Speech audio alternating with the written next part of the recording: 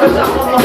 الكتاب ما عاد عن شو عم بصير وين القصة فجأة صار بقلبي حصة حتى كأنه صار القصة كنت صار ماشي يلعب بالرايت هو الحرامي والست قاعد بالحبس سألوا السعودية من الوطن سامح لي يا وطن بس البطل طلعت هي الثانية هي الحقيقة مرة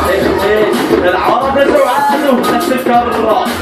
خلوا عن فلسطين مثل ما خلوا عن سوريا لكن هذا الشيء مستحيل يصير بالمرة بلدي حامل قصة وعم برفعها لو عندك الناس قدامي برفع استبدادي فوق بعلي فوق لحتى امسك الميكروفون فوق لكن ما حدا بيحسن لو كده دايم انا مفكوك هذا حلم موجود في كلامي لا بنسمع حتى اني اسلك وجود ايه انا هو مشهود وانتو قدامي كلكم عبيد حتى ما في اسلوب يسود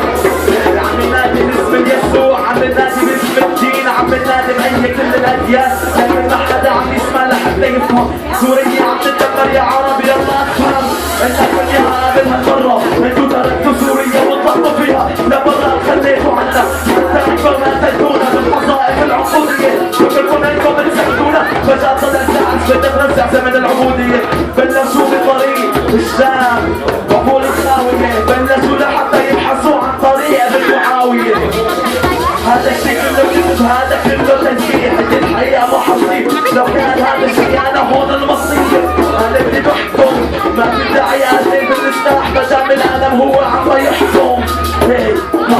مين فيكم هون لحتى قادر انه يحكم نحن هون بالاسلام اطلعوا برا يا حكام اتركونا عيش حياتنا بدون اوهام هذا الشيء صار كلياتكم كذب بيطلعوا لك عن التلفزيون نحن ما عملنا نحن وانتوا قصرتوا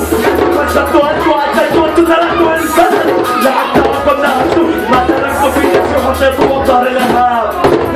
مثل يعني فكرونا نسكت حتى نطلع غير فكرنا انه زباب ما انتوا اللي دقيتوا الباب حتى سمعتوا هذا اقصى بكتبوا جواب